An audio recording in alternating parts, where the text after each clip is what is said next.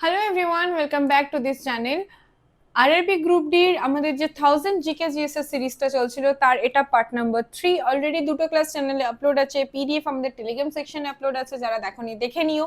এবং আমাদের টেলিগ্রাম সেকশনের স্ক্রিনশটটা তোমাদেরকে দেওয়া রয়েছে জিকে জিএস বাই রোহিত, যেখানে প্রত্যেক দিনের current affairs update, class PDF, ক্লাসের আপডেট সমস্ত কিছুই আপলোড করা হয়। জেনারেল সায়েন্সের জন্য তোমরা নোমানি ক্লাসেস চ্যানেলটা ফলো করতে পারো, যেখানেও আরআরবি গ্রুপ ডির একটা জেনারেল সায়েন্সের সিরিজ চলছে। পিডিএফ তোমরা ওখানে লিংক পেয়ে যাবে টেলিগ্রাম সেকশন, এখানে যে এই টেলিগ্রামের লিংকটা দেওয়া রয়েছে, টেলিগ্রামের লিংক দিয়ে টেলিগ্রামে জয়েন করতে পারবে, ওখানে তোমরা পিডিএফ পেয়ে যাবে। শুরু করা যাক আজকের ক্লাস। ফার্স্ট কোশ্চেন কি আছে দেখা যাক। ফার্স্ট কোশ্চেন হচ্ছে, আসামে মূলত বিহু কত ধরনের পালন করা হয়? 1, 2, 3 নাকি 4? বিহু আসামের একটা ফোক ডান্স এবং একটা ফেস্টিভ্যালও বটে, ঠিক আছে? আসামের একটা ফোক ডান্স এবং ফেস্টিভ্যালও বটে। তিনটে টাইপের বিহু পালন করা হয়। 1 নম্বর হচ্ছে বহাগ বিহু, মাঘ বিহু এবং কাটি বিহু। বহাগ বিহু বা রঙ্গালী বিহু কি কি বললাম? একটা হচ্ছে বহাগ বিহু বা এটাকে বলা হয় রঙ্গালী বিহু।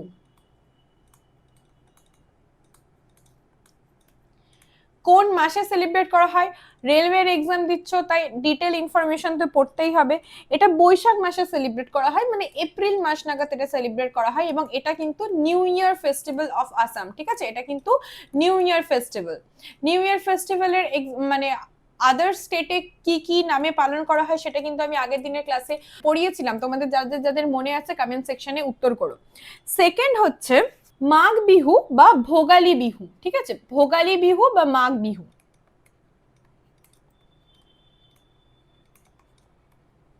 নামটা দেখেই বুঝতে পারছো যে এটা মাঘ মাসে সেলিব্রেট করা হবে। মাঘ মাস মানে এটা জানুয়ারির মাঝামাঝি, জানুয়ারি 15 মার্চের 1 তারিখ পরে 15-16 তারিখ নাগাদ জানুয়ারির, তাহলে জানুয়ারি মাসে এটা সেলিব্রেট করা হয়, বা বাংলার হচ্ছে মাঘ মাসে।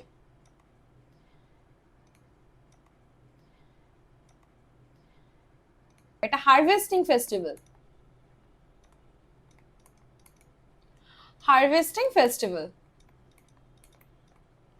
ওকে, এবং 3 নম্বর যে বিহু সেটা হচ্ছে কাটি বিহু বা কঙ্গালী বিহু।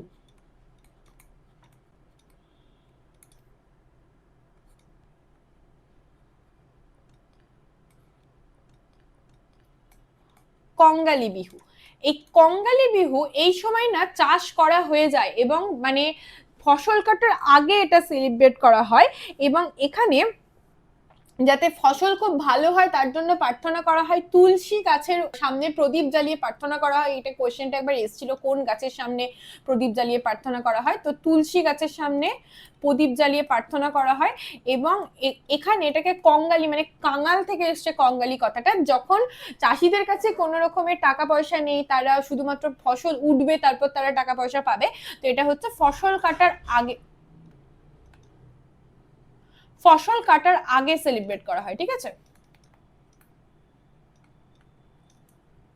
এটা অক্টোবর নভেম্বর নাগাদ সেলিব্রেট করা হয়। আসামের আরো কিছু ফেস্টিভ্যালের নাম মনে রাখবে, যেমন হচ্ছে বাইকো ফেস্টিভ্যাল, তারপর হচ্ছে দেহিং পাটকাই ফেস্টিভ্যাল,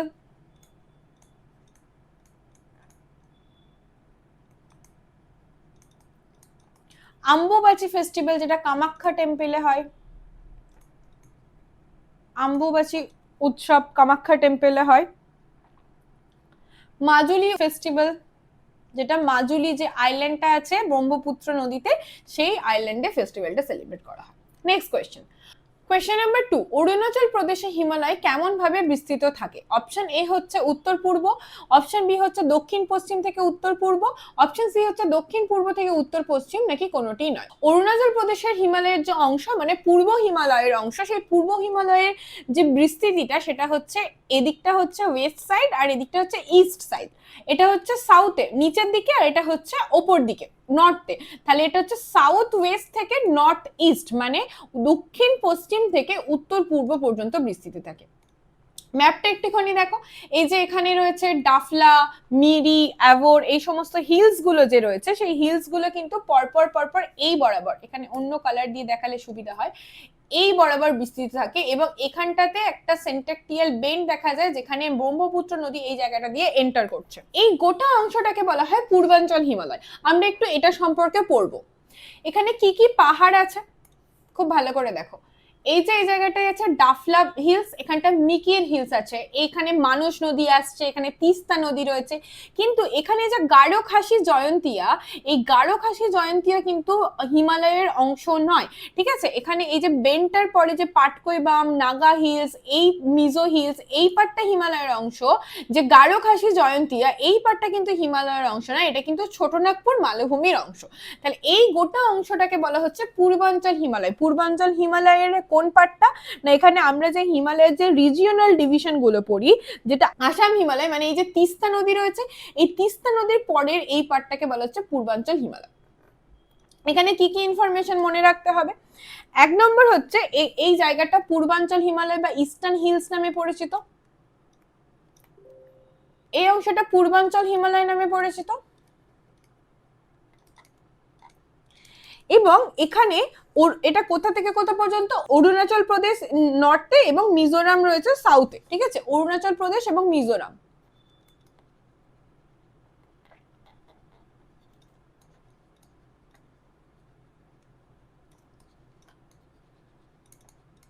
এখানে যে যে আমরা স্লোপটা দেখলাম, সাউথ ওয়েস্ট থেকে নর্থ ইস্টের যে স্লোপটা দেখলাম, একদম নর্থ ইস্টের যে সীমান্তে যে শৃঙ্গটা রয়েছে, এটার নাম হচ্ছে নামচা বারোয়া শৃঙ্গ, ঠিক আছে, নামচা বারোয়া শৃঙ্গ।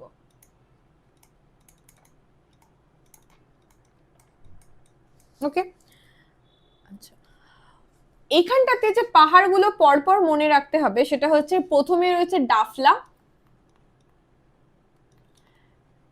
তারপরে আছে মিকির,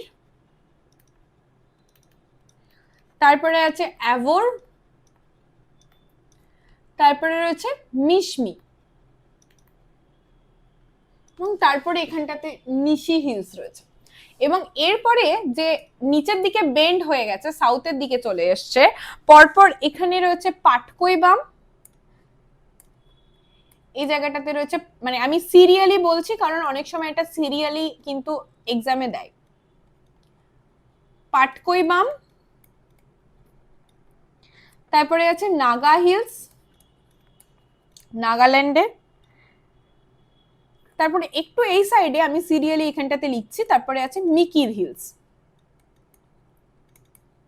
এই যে নাগা হিলস, তারপরে এখানটাতে পাটকইবাম আছে, তারপর নাগা হিলস আছে, এখানে মিকির হিলস আছে, এখানে ব্যারেল রেঞ্জটা রয়েছে, এবং একদম নিচে আছে মিজো হিলস, ঠিক আছে, মিজো হিলস। ওকে, নাগা পর্বতের সর্বোচ্চ শৃঙ্গের নাম কি? নাগা পর্বতের সর্বোচ্চ শৃঙ্গের নাম হচ্ছে সারামতি। সারামতি, সবরমতি নয় কিন্তু, সবরমতি আশ্রম, সারামতি।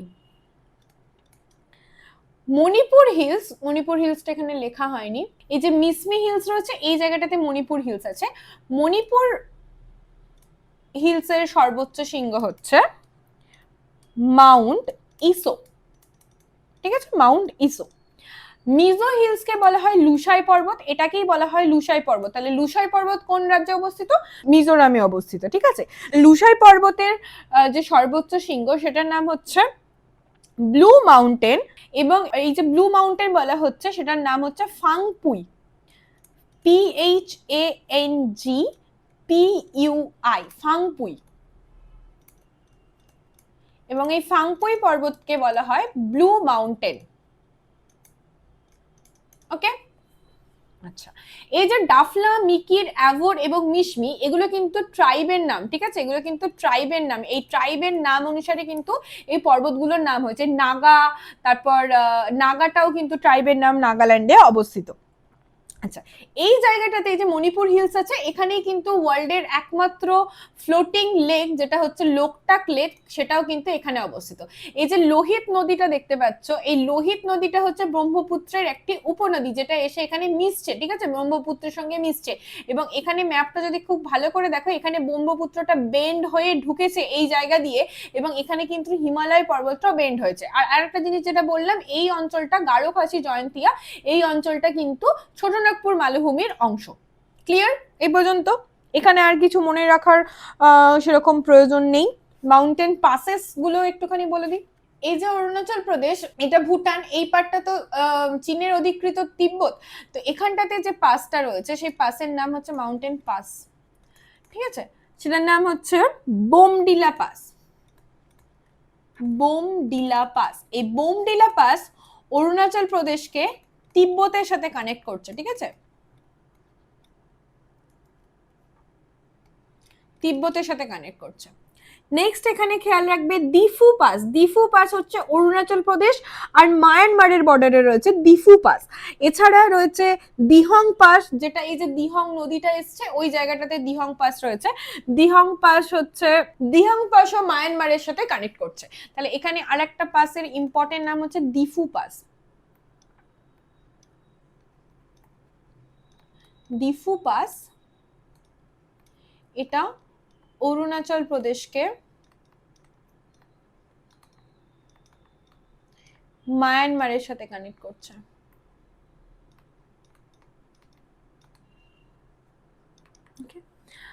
আর বুমলা পাস এটা চায়না এবং অরুণাচল প্রদেশের যে বর্ডার রয়েছে সেই বর্ডারে রয়েছে বুমলা পাস।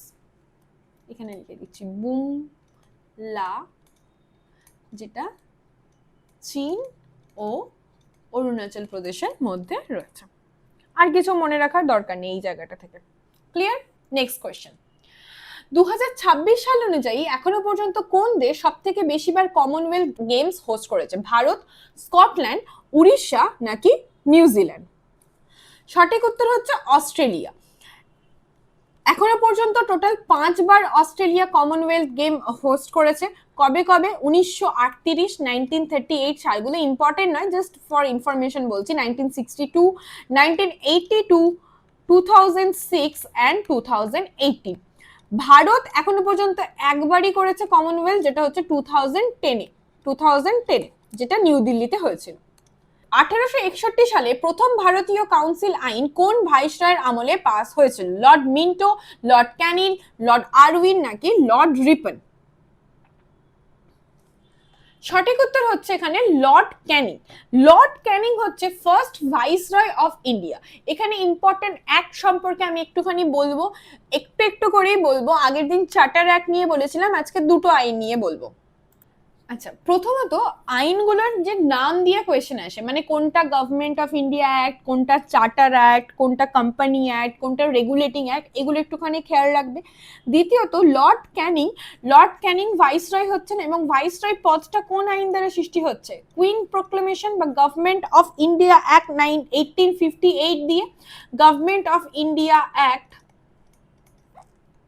1858 খ্রিস্টাব্দে, মানে সিপাহী বিদ্রোহের পর যখন মহারানীর ঘোষণাপত্র আসছে, মহারানীর ঘোষণাপত্র, সে মহারানীর ঘোষণাপত্র অনুযায়ী গভর্নর জেনারেল অফ ইন্ডিয়া পদটি চেঞ্জ হয়ে যায় ভাইসরয় অফ ইন্ডিয়া, এবং প্রথম ভাইসরয় ছিলেন লর্ড ক্যানিং। ঠিক আছে? এই যে কুইন প্রোক্লেমেশন এলো, এই কুইন প্রোক্লেমেশনে কি বলা হলো? এখানে ইস্ট ইন্ডিয়া কোম্পানিটাকে, তার যে পাওয়ার ছিল সেই পাওয়ারটা চলে গেল ব্রিটিশ ক্রাউনের কাছে। ঠিক আছে? ব্রিটিশ ক্রাউনের কাছে তার পাওয়ারটা চলে গেল, এবং সেটা শুধুমাত্র একটা মানে যে অ্যাডমিনিস্ট্রেটিভ পাওয়ার তার ছিল সেগুলোকে সব তার কেড়ে নেওয়া হলো। এবং এখানে যে ডুয়েল গভর্নমেন্ট ছিল, যে ডুয়েল গভর্নমেন্ট সিস্টেমটা চলছিল, মানে এখানে একজন রেভিনিউ কালেক্ট করবে, একজন সমস্ত পুলিশি ব্যবস্থা স্ট্যাবলিশ করবে। বক্সার যুদ্ধের পরে আমরা যেটা দেখেছি ডুয়েল গভর্নমেন্ট স্ট্যাবলিশ করছে, দ্বৈত শাসন ব্যবস্থা রবার্ট ক্লাইভ শুরু করছে, সেই জিনিসটাকেও অ্যাবলিশ করে দেওয়া হলো। এবং একটা নতুন অফিস তৈরি করা হলো, যেটা হচ্ছে সেক্রেটারি অফ স্টেট, এবং সেখানে 15 জন মেম্বার থাকবে, যেটা সেক্রেটারি অফ স্টেটকে অ্যাসিস্ট করবে। ঠিক আছে? যাদের কাছে কমপ্লিট অথরিটি রইল ইন্ডিয়ার অ্যাডমিনিস্ট্রেশনের ওপর। তাহলে এই গভর্নমেন্ট অফ ইন্ডিয়া অ্যাক্ট অনুযায়ী কি কি হলো? দ্বৈত শাসন ব্যবস্থা অ্যাবলিশ করে দেওয়া হলো, ভাইসরয় পদ সৃষ্টি করা হলো, এবং এখানে ক্রিয়েট করা হলো নিউ অফিস ক্রিয়েট করা হলো secretary of state. Secretary of state, এবং এই সেক্রেটারি অফ স্টেটকে অ্যাসিস্ট করার জন্য 15 জনের একটা মেম্বারের বডি তৈরি করা হলো। ঠিক আছে? এরপরে এই গভর্নমেন্ট অফ ইন্ডিয়া অ্যাক্টে কিছু অ্যামেন্ডমেন্ট আসলো, যেটা হচ্ছে কাউন্সিল অ্যাক্ট, ঠিক আছে, ইন্ডিয়ান কাউন্সিল অ্যাক্ট 1961। এই ইন্ডিয়ান কাউন্সিল অ্যাক্টের মধ্যে কি বলা হলো না, নতুন লেজিসলেটিভ কাউন্সিল তৈরি করা হলো বাংলা, নর্থ ওয়েস্টার্ন প্রভিন্স এবং পাঞ্জাবের জন্য। বাংলা, নর্থ ওয়েস্টার্ন প্রভিন্স এবং বাংলা পাঞ্জাবের জন্য নতুন করে লেজিসলেটিভ কাউন্সিল তৈরি করা হলো। এবং যে পাওয়ারটা আগে সেন্ট্রালাইজ করা হয়েছিল, মানে খেয়াল করে দেখো একটু যদি হিস্ট্রিতে ব্যাকে যাও, তাহলে কি ছিল, প্রথমে তিনটে প্রেসিডেন্সি ছিল। এখানে ছিল বাংলা, এই জায়গাটাতে ছিল বাংলা প্রেসিডেন্সি, এখানে ছিল বোম্বে প্রেসিডেন্সি এবং এই জায়গাটাতে মাদ্রাস প্রেসিডেন্সি। তিনটে প্রেসিডেন্সি আলাদা আলাদা গভর্নর ছিল। তারপর বলা হলো রেগুলেটিং অ্যাক্ট আসলো 1973, এবং সেখানে বলা হলো যে গভর্নর অফ বেঙ্গলকে গভর্নর জেনারেল অফ বেঙ্গল করে দেওয়া হবে, এবং তার কাছে এই যে বোম্বে প্রেসিডেন্সি এবং মাদ্রাস প্রেসিডেন্সি রয়েছে, এই দুটো প্রেসিডেন্সি থেকে তার কাছে বেশি পাওয়ার থাকবে। গভর্নর জেনারেল অফ বেঙ্গল সেটা মোর পাওয়ারফুল হবে। তারপরে আস্তে আস্তে কি হলো, তারপরে গভর্নর জেনারেল অফ বেঙ্গল থেকে হয়ে গেল গভর্নর জেনারেল অফ ইন্ডিয়া। কোন অ্যাক্ট অনুযায়ী হলো গভর্নর জেনারেল অফ ইন্ডিয়া না, চার্টার অ্যাক্ট 1833। তাহলে 1773 তে governor general of Bengal and 1833 তে গভর্নর জেনারেল অফ ইন্ডিয়া হয়ে গেল। তাহলে কি হচ্ছে, এখানে পাওয়ারটাকে সেন্ট্রালাইজ করা হচ্ছে, ঠিক আছে, যে একজনের কাছে বেশি ক্ষমতা থাকবে। এই কাউন্সিল অ্যাক্টে বলা হলো যে পাওয়ারটাকে ডিসেন্ট্রালাইজ করতে হবে, এবং বোম্বে এবং মাদ্রাস প্রেসিডেন্সির যে গভর্নর ছিল, মানে এই যে প্রেসিডেন্সি গুলো ছিল, এই প্রেসিডেন্সি গুলোকে আবার বেশি করে পাওয়ার আস্তে আস্তে দেওয়া শুরু হলো। ওকে, এবং প্রথমবার এখানে পোর্টফোলিও সিস্টেম তৈরি করা হলো। পোর্টফোলিও সিস্টেম মানে কি, পোর্টফোলিও সিস্টেম মানে এই যে আজকের দিনে দেখি আমরা যে ফিনান্স মিনিস্ট্রি নির্মলা সীতারামের কাছে আছে, এক্সটার্নাল মিনিস্ট্রি এস জয়শঙ্করের কাছে রয়েছে। তো এই যে প্রত্যেকটা মিনিস্ট্রি একটা একটা পার্সন সামলাচ্ছে, এবং এই যে সিস্টেমটা, এটাকেই বলা হয় পোর্টফোলিও সিস্টেম। তো এই পোর্টফোলিও সিস্টেমে ভাগ করা হলো 1861 আইন অনুযায়ী। তাহলে এখানে মনে রাখবে পোর্টফোলিও সিস্টেম, এই কিওয়ার্ডটা মনে রাখলেই হবে।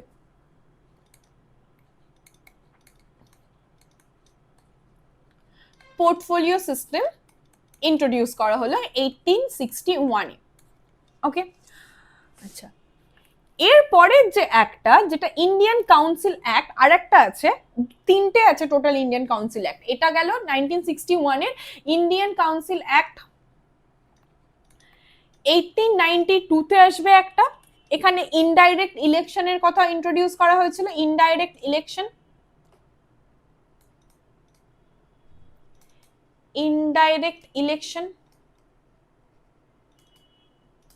এবং 1909 এর যে কাউন্সিল অ্যাক্ট, সেটাও কিন্তু মরলে মিন্টো রিফর্ম, সেটাও কিন্তু ইন্ডিয়ান কাউন্সিল অ্যাক্ট, সেটা কিন্তু গভর্নমেন্ট অফ ইন্ডিয়া অ্যাক্ট নয়, ঠিক আছে, যেটা হচ্ছে 1909। এই অ্যাক্টটা সম্পর্কে একটুখানি পড়তে হবে ইন ডিটেলসে।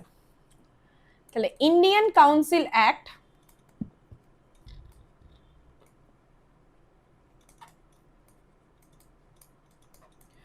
1909, যেটা মরলে মিন্টো রিফর্ম নামে পরিচিত। কেন মরলে মিন্টো?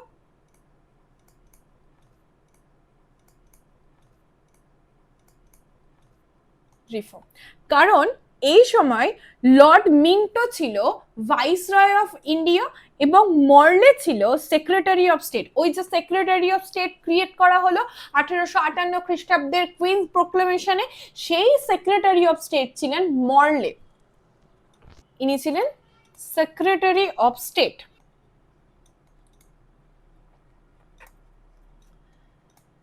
এবং মিন্টো ছিলেন ভাইসরয়।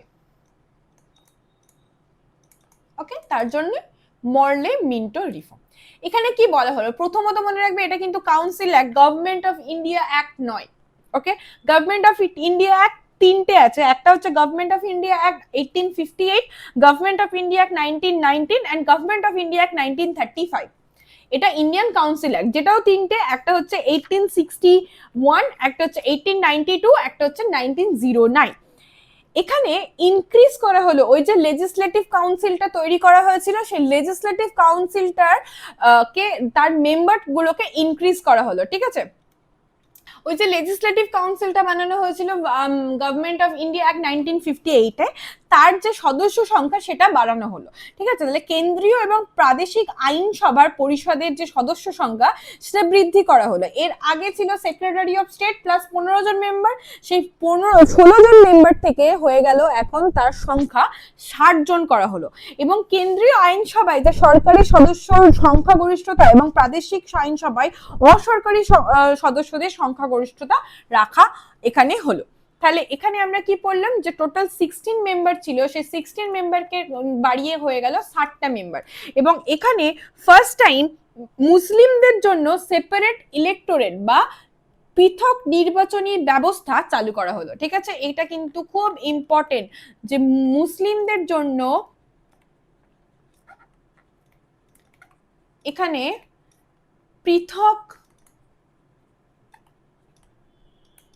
নির্বাচনী ব্যবস্থা বা সেপারেট ইলেক্টোরেট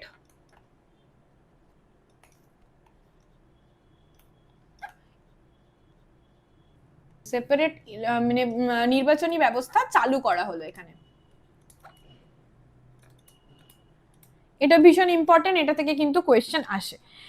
এবং এই অ্যাক্ট অনুযায়ী প্রথম ভাইসরয় এবং গভর্নরের যে এক্সিকিউটিভ কাউন্সিল সেখানে ভারতীয়দের অন্তর্ভুক্ত করার কথা বলা হলো। ঠিক আছে, ভাইসরয় এবং গভর্নরের যে এক্সিকিউটিভ কাউন্সিল সেখানে ভারতীয়দের অন্তর্ভুক্ত করার কথা বলা হলো।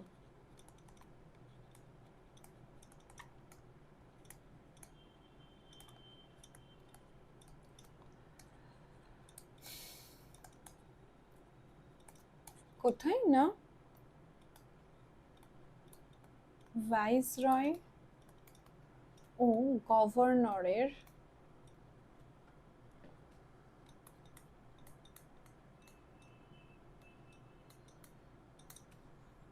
এক্সিকিউটিভ কাউন্সিলে। ওকে, ঠিক আছে। এই যে এখানে মুসলিমদের পৃথক নির্বাচনী ব্যবস্থা এবং এর পরের যে আইনটা আসবে যেটা গভর্নমেন্ট অফ ইন্ডিয়া অ্যাক্ট 1999, সেখানে কিন্তু সেপারেট ইলেক্টোরেট দেওয়া হবে অন্য যে কমিউনিটিগুলো রয়েছে, শিখ, ইন্ডিয়ান, খ্রিস্টান, অ্যাংলো ইন্ডিয়ান এবং ইউরোপিয়ানদের।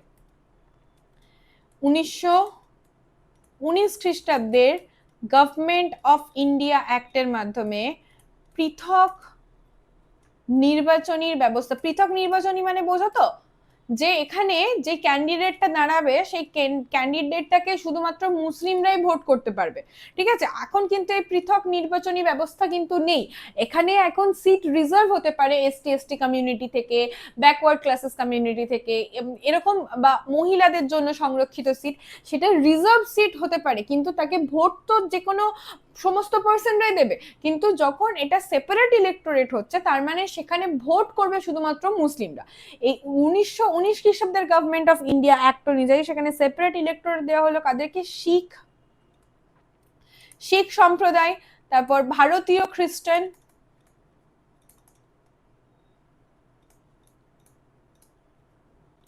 Anglo Indians.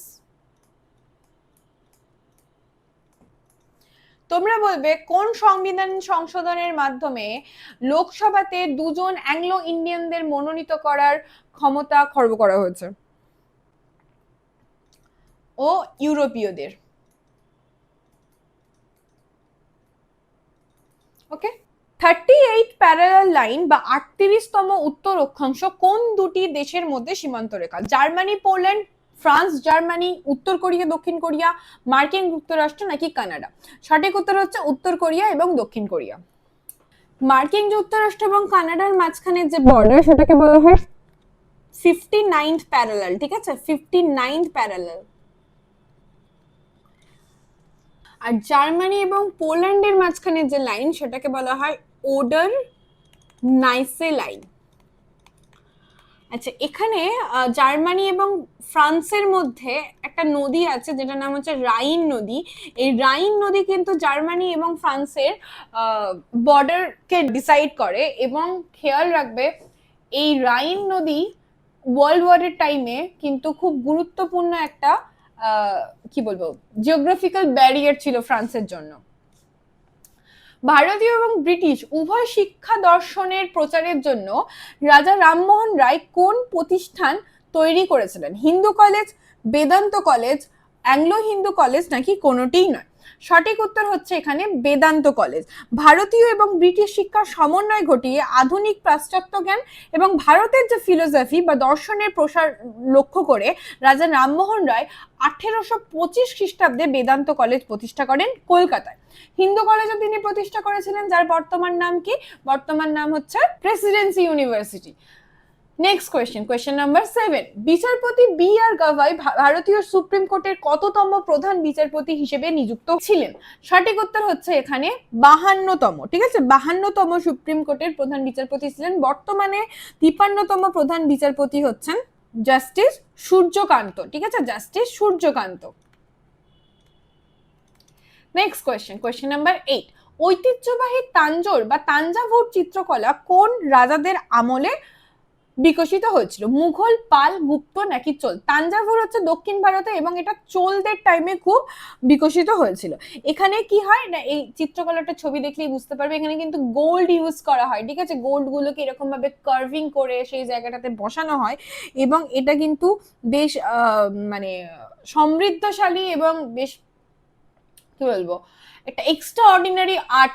ঠিক আছে, এবং এটা কিন্তু জিআই ট্যাগ প্রাপ্ত একটা আর্ট। নেক্সট কোয়েশ্চেন, সাহিত্য একাডেমি পুরস্কার মোট কতগুলি ভাষার জন্য দেওয়া হয়? সাহিত্য একাডেমি পুরস্কার মোট দেওয়া হয় 24টি ভাষার জন্য, যেখানে যে 22টি অফিসিয়াল ল্যাঙ্গুয়েজ আছে সেই 22টি অফিসিয়াল ল্যাঙ্গুয়েজ এবং তার উপর হচ্ছে ইংলিশ এবং রাজস্থানী। ঠিক আছে, ইংলিশ এবং রাজস্থানী এই সবকটার মিলে টোটাল 24টা ল্যাঙ্গুয়েজ হচ্ছে, 24টা ল্যাঙ্গুয়েজে সাহিত্য একাডেমি পুরস্কার দেওয়া হয়। 2025 সালে সাহিত্য একাডেমি পুরস্কার পেয়েছেন প্রসূন বন্দ্যোপাধ্যায়, যেটা বাংলাতে শ্রেষ্ঠ কবিতা,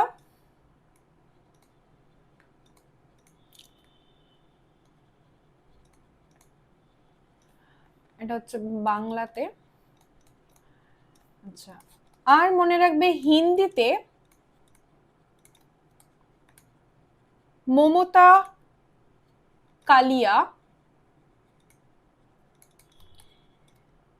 জিতেজি এলাহাবাদ স্মৃতিকথার জন্য। জিতেজি এলাহাবাদ,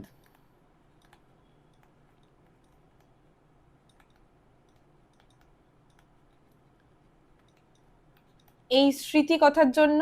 এবং ইংলিশে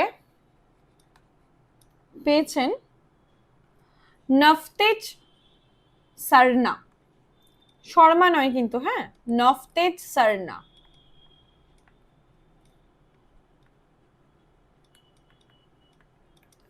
উপন্যাসের নাম হচ্ছে ক্রিমসন স্প্রিং।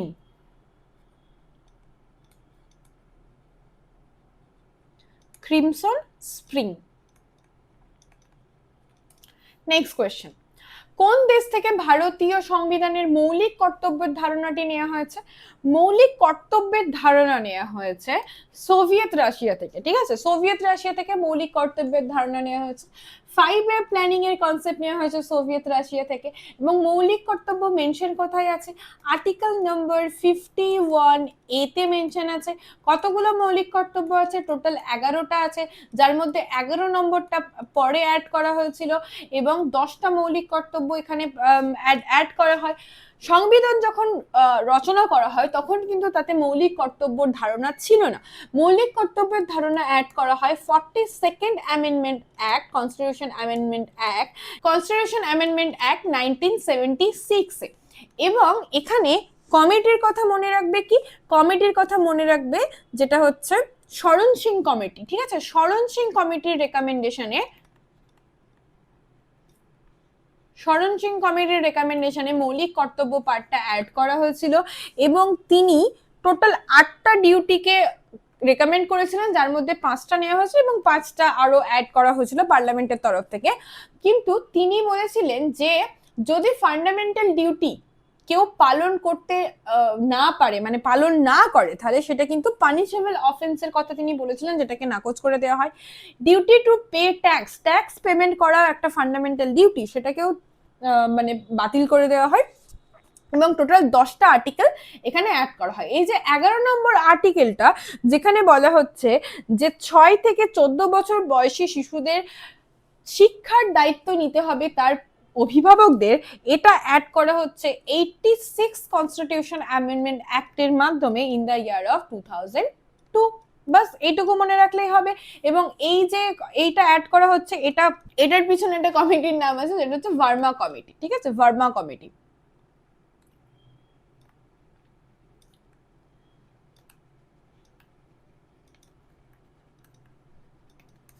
বাস। 1857 সালের অন্যতম মুক্তিযোদ্ধা রানী লক্ষ্মীবাই কোথায় জন্মগ্রহণ করেছিলেন? রানী লক্ষ্মীবাই জন্মগ্রহণ করেছিলেন বারাণসীতে। এবং ঝাঁসির রানী লক্ষ্মীবাই, তার নাম কি ছিল? মণিকর্ণিকা। তিনি ঝাঁসি থেকে সিপাহী বিদ্রোহের নেতৃত্ব দিয়েছিলেন এবং সিপাহী বিদ্রোহ ঝাঁসিতে কে দমন করেছিল? হিউজ রোজ, ঠিক আছে, হিউজ রোজ ঝাঁসিতে সিপাহী বিদ্রোহ দমন করেছিলেন। সিন্ধু সভ্যতার কোথায় দাড়িওয়ালা পুরুষ মূর্তির খোঁজ পাওয়া গেছে? এই যে বিয়ার্ডেড ম্যানের মূর্তির খোঁজ পাওয়া গেছে মহেঞ্জোদারোতে। এটা কি দিয়ে তৈরি? এটা সিটাটাইট দিয়ে তৈরি, ঠিক আছে, সিটাটাইট। লোথালে ডকিয়ার্ড পাওয়া গেছে। হরপ্পা হচ্ছে ফার্স্ট সাইট, যেটা প্রথম আবিষ্কৃত সাইট। সিন্ধু সভ্যতার লিখন পদ্ধতি কিরকম ছিল? লিখন পদ্ধতি ছিল চিত্রলিপি এবং লোগো সিলেবলীয় লিপি। এবং এটা একবার এদিক থেকে লেখা হতো, তারপর আবার এদিক থেকে লেখা হতো, এদিকে লেখা হতো। Next question number 14। ভারতীয় সংবিধানের প্রস্তাবনাকে পলিটিক্যাল হরোস্কোপ কে বলেছেন? পলিটিক্যাল হরোস্কোপ বলেছেন কে এম মুন্সি। এখানে আরো কিছু কমেন্ট মনে রাখবে। আইডি কার্ড অফ কনস্টিটিউশন বলেছেন এন কে পালকিওয়ালা এবং জুয়েল সেট বলেছে পিটি ঠাকুর দাস। ওকে, নেক্সট কোয়েশ্চেন। আচ্ছা, প্রিয়াম্বেল বা প্রস্তাবনা এখানে কি কি আছে একবার আমি ঝট করে বলে দিই। এখানে বলা হচ্ছে সোর্স অফ পাওয়ার, মানে কনস্টিটিউশন কোথা থেকে পাওয়ার পাচ্ছে? পিপল অফ ইন্ডিয়ার কাছ থেকে পাওয়ার পাচ্ছে, মানে ভারতের সাধারণ জনগণের কাছ থেকে পাওয়ার পাচ্ছে। নেচার অফ কনস্টিটিউশন বলা হয়েছে sovereign, secular, socialist, Democratic and Republic. Objective of constitution, মানে কনস্টিটিউশন কি করতে চাইছে? জাস্টিস, 3 প্রকারের জাস্টিস এস্টাবলিশ করার কথা বলা হয়েছে, social, economic and political. Liberty মানে স্বাধীনতার কথা বলা হয়েছে কত রকমের? 5 রকমের, thought, expression, belief, faith and ওয়ার্শিপের। অ্যান্ড ইকুয়ালিটির কথা বলা হয়েছে কত রকমের? 2 রকমের ইকুয়ালিটি, মানে 2 জায়গায় ইকুয়ালিটির কথা বলা হয়েছে, একটা হচ্ছে স্ট্যাটাস আর একটা হচ্ছে অপরচুনিটি। এবং ফ্র্যাটার্নিটি বা ভ্রাতৃত্বদ্বয়ের কথাও বলা হয়েছে প্রিয়াম্বেলের মধ্যে। এবং প্রিয়াম্বেলের যে আগের ফর্মটা ছিল সেটা হচ্ছে অবজেক্টিভ রেজলিউশন, এবং এই অবজেক্টিভ রেজলিউশন প্রেজেন্ট করা হয় on the day of December 13, 1946 এবং এটাকে অ্যাডপ্ট করা হয় জানুয়ারি 22 ইন দ্য ইয়ার অফ 1947। গোটা কনস্টিটিউশন রচনা করার পরে প্রিয়াম্বেল রচনা করা হয়েছিল, মানে it's like a preface of a book. যেখানে একটা বইয়ের মধ্যে কি আছে সেটা প্রিফেসে লেখা থাকে, সেরকম গোটা কনস্টিটিউশন কি এস্টাবলিশ করতে চাইছে, তার নেচার কি, সে কোথা থেকে পাওয়ার পাচ্ছে, সেগুলো সমস্ত কিছু প্রিয়াম্বেলের মধ্যে লেখা রয়েছে। সম্প্রতি বিসিসিআই এর তরফ থেকে men's cricket of the year হিসেবে কে পুরস্কার পেয়েছেন? সঠিক উত্তর হচ্ছে শুভমান গিল। আর women's cricketer of the year হয়েছেন স্মৃতি মান্ধানা, ঠিক আছে, উমেন্স এর ক্ষেত্রে মনে রাখবে।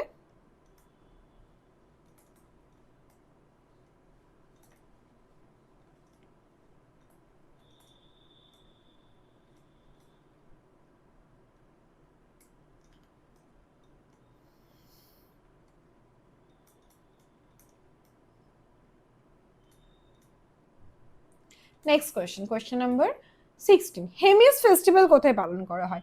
হেমিস ফেস্টিভ্যাল লাদাখে পালন করা হয়, কারণ হেমিস মনেস্ট্রি আছে লাদাখের মধ্যে। এই যে যে মনেস্ট্রির ছবিটা দেওয়া রয়েছে এটা হেমিস মনেস্ট্রির ছবি। এবং এই যে ডান্সটা পারফর্ম হচ্ছে এটা হচ্ছে ছাম ডান্স, ঠিক আছে, ছাম ডান্স, যে মুখোশ নৃত্য। এখানে মুখোশ পরে রয়েছে, প্রত্যেকে ভালো করে জুম করে যদি দেখো ছবিটা, এই যে মুখোশগুলো পরে রয়েছে, এই মুখোশ পরে যে ডান্সটা পারফর্ম করে এটাকে বলা হয় ছাম, ঠিক আছে, ছাম নৃত্য পালন করা হয়। এবং এটা 12 বছর পর পর হেমিস মঠের দেওয়ালে অত্যন্ত মূল্যবান এবং যে বৌদ্ধ চিত্রকর্মগুলো আছে থাংটা, সেগুলো জনসাধারণের দর্শনের জন্য ঝুলিয়ে দেওয়া হয়, যেটা একটা ভীষণ হিস্টোরিক্যাল ইম্পর্টেন্স রয়েছে, ঠিক আছে। থাংটাটা মনে রাখবে, থাংটা হচ্ছে চিত্রকলা।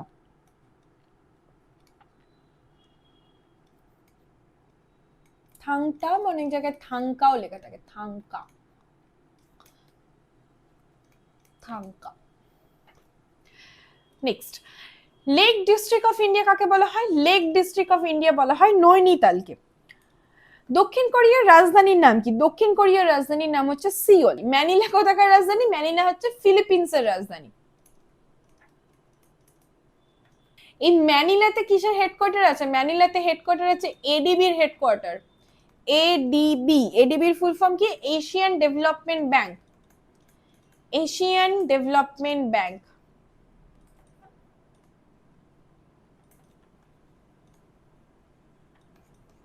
ব্রাসিলিয়া কি? ব্রাসিলিয়া হচ্ছে ব্রাজিলের রাজধানী।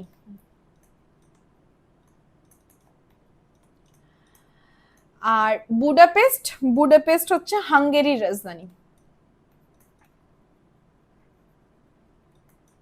নেক্সট কোয়েশ্চেন, কোয়েশ্চেন নাম্বার 19, ভারতের প্রথম কোন রাজ্যে central single women pension scheme চালু করা হয়েছে? এটা চালু করা হয়েছে তেলেঙ্গানাতে। তেলেঙ্গানা হচ্ছে সবথেকে নবীনতম রাজ্য, তাই তো? চন্দ্রগুপ্ত মৌর্য কৌটিল্যের সহায়তায় কাদেরকে পরাস্ত করেছিলেন? ধননন্দকে পরাস্ত করেছিলেন। ধননন্দ ছিলেন নন্দ বংশের রাজা। নন্দ বংশের প্রতিষ্ঠাতাকে মহাপদ্মনন্দ। তৃতীয় পঞ্চবার্ষিকী পরিকল্পনার সময় ভারতের প্রধানমন্ত্রী কে ছিলেন? তৃতীয় পঞ্চবার্ষিকী পরিকল্পনার সময় ভারতের প্রধানমন্ত্রী ছিলেন জওহরলাল নেহেরু।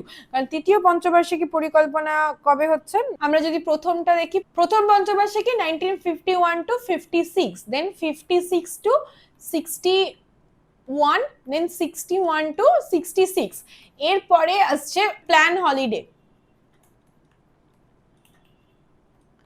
ঠিক আছে, ইন্দিরা গান্ধী হচ্ছে 4th 5-year plan, 5th 5-year plan, 6th 5-year প্ল্যানেও কিন্তু ছিলেন। ঠিক আছে, তারপর 6th 5-year প্ল্যানের মানে 6th 5-year প্ল্যান শেষ হওয়ার আগেই ইন্দিরা গান্ধী মারা যান, এবং 7th 5-year প্ল্যানে হচ্ছে রাজীব গান্ধী চলে আসেন এখানে। আর মোরারজি দেশাই রোলিং প্ল্যানের সময় ছিলেন। ঠিক আছে, রোলিং প্ল্যানের সময় ছিলেন। 8th হচ্ছে পিভি নরসিমহা রাও।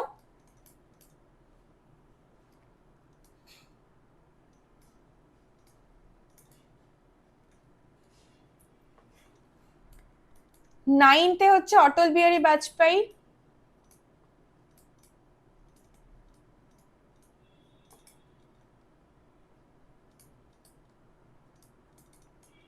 এবং 10th-এ অটল বিহারী বাজপেয়ী ছিলেন, এবং তারপর মনমোহন সিংহ আসেন। ঠিক আছে,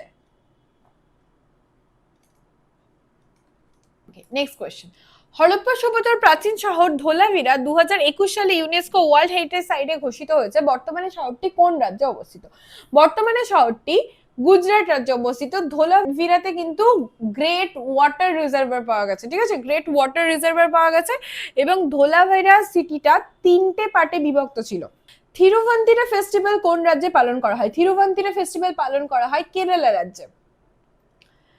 কোনারকের সূর্য মন্দির কে প্রতিষ্ঠা করেন? কোনারকের সূর্য মন্দির প্রতিষ্ঠা করেছিলেন পূর্ব গঙ্গা বংশের নরসিংহ দেব। অপশন এ হচ্ছে সঠিক উত্তর, এবং এটাকে বলা হয় ব্ল্যাক প্যাগোডা। কি বলা হয়? Black pagoda.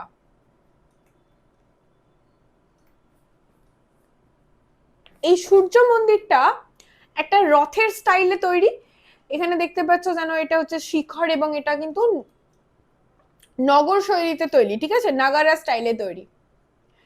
এবং এখানে অনেকেই তোমরা পুরীতে বেড়াতে গিয়ে কোনারকের সান টেম্পলে গেছো, সূর্য মন্দিরে গেছো, এবং এটা কিন্তু চন্দ্রভাগা নদীর তীরে অবস্থিত। ঠিক আছে, চন্দ্রভাগা নদীর তীরে অবস্থিত, এবং এখানে 12 জোড়া পাথরের চাকা আছে, যেখানে স্পোক গুলো 24টা স্পোক আছে প্রত্যেকটা চাকাতে, এবং এখানে 7টি ঘোড়া রয়েছে।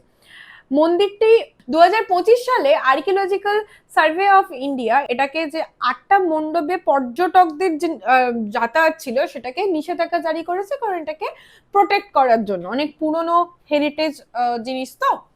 ওকে, নেক্সট কোয়েশ্চেন, কোয়েশ্চেন নাম্বার 25, দুটি নদীর মধ্যবর্তী অঞ্চলকে কি বলা হয়? দুটি নদীর মধ্যবর্তী অঞ্চলকে দোয়াব বলা হয়। এখানে দেখো সিন্ধু এবং তার ট্রিবিউটারি গুলোর যে দোয়াব অঞ্চলটা সেটা রয়েছে, একটুখানি জুম করে দেখালে বুঝতে সুবিধা হবে। এটা হচ্ছে সিন্ধ সাগর দোয়াব। কোন কোন নদী? সিন্ধু নদী এবং ঝিলাম নদী। সিন্ধু নদী এবং ঝিলাম নদীর মাঝখানে দোয়াব অঞ্চলকে বলা হয় সিন্ধ সাগর দোয়াব। ঝিলাম এবং চেনাবের মাঝখানকে বলা হয় জেচ দোয়াব। ঝিলাম এবং রাভি রেচনা দোয়াব। রাভি এবং বিয়াস হচ্ছে বাড়ি দোয়াব, এবং বিয়াস এবং সুতলেজ হচ্ছে বিস্ট দোয়াব। এই জায়গাটাতে দেখো যমুনা আছে, এটা হচ্ছে গঙ্গা, এই অঞ্চলটাকেও দোয়াব অঞ্চল বলা হয়।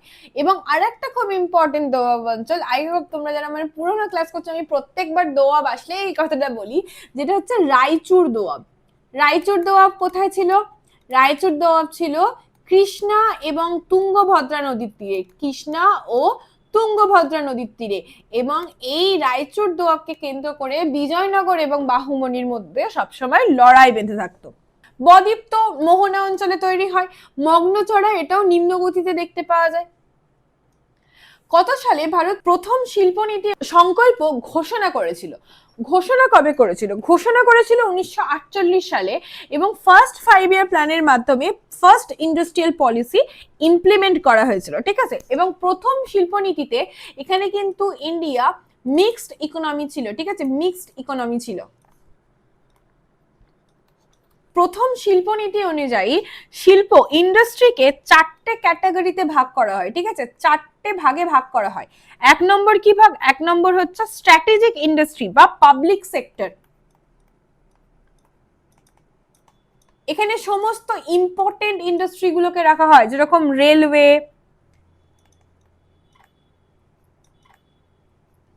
ডিফেন্স, অ্যাটমিক এনার্জি,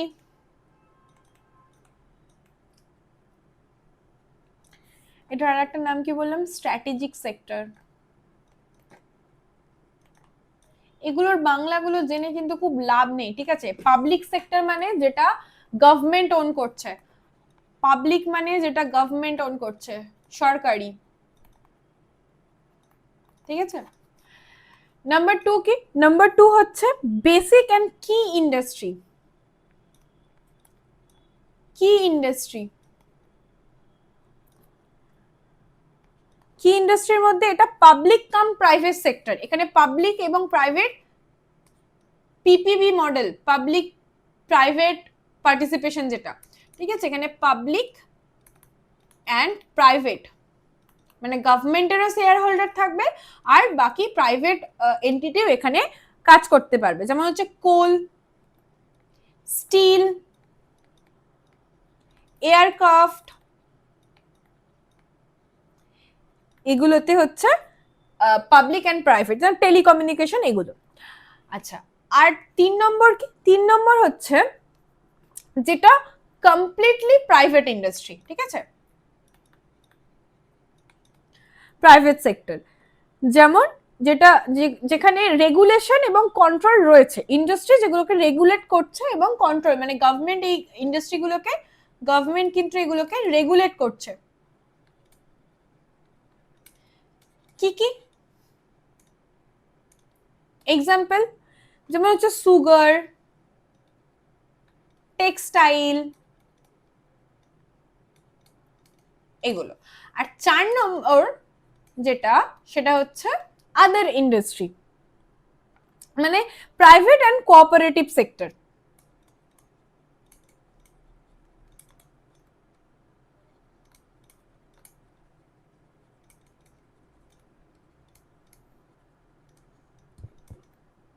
এক্সাম্পল হচ্ছে স্মল স্কেল ইন্ডাস্ট্রি এবং কনজিউমার গুডস।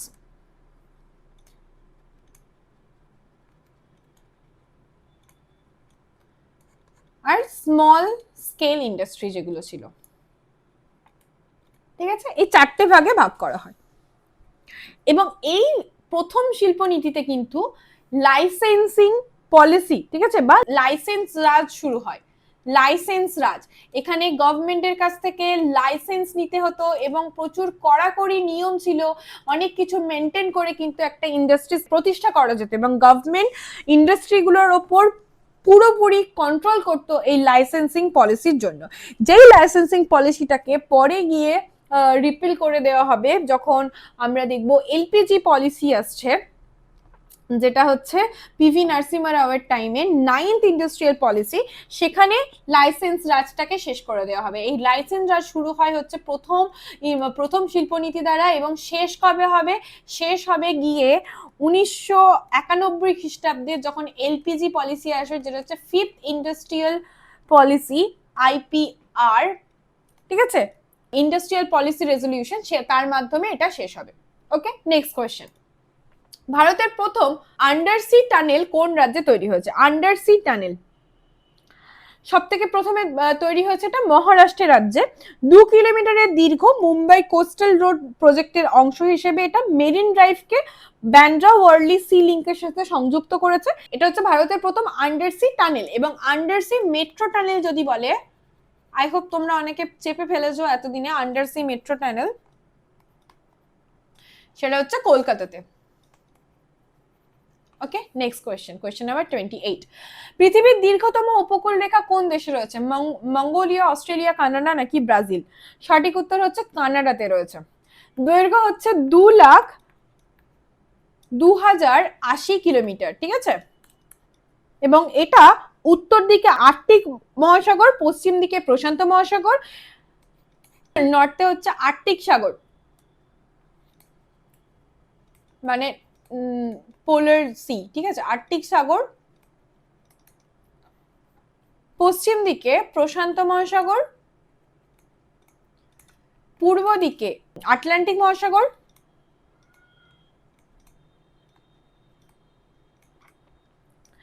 এবং দক্ষিণ দিকে তো এর ইউএসএ আছে, ছেড়ে দাও কানাডার। এবং এটার উপকূল রেখা সব থেকে দূর। আটলান্টিক মহাসাগরটা কিন্তু এস আকৃতির, খেয়াল রাখবে। 2026 অনুযায়ী বর্তমানে দিল্লির মুখ্যমন্ত্রী কে? এটা তো সবাই আই হোপ জানো, রেখা গুপ্তা।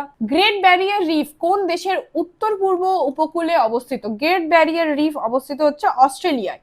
এটা পৃথিবীর দীর্ঘতম এবং বৃহত্তম প্রবাল প্রাচীর, যেটা প্রায় 2300 কিলোমিটার জুড়ে অবস্থান করছে, এবং এটা 1981 সালে ইউনেস্কো ওয়ার্ল্ড হেরিটেজ হিসেবে মর্যাদা পেয়েছে, ঠিক আছে।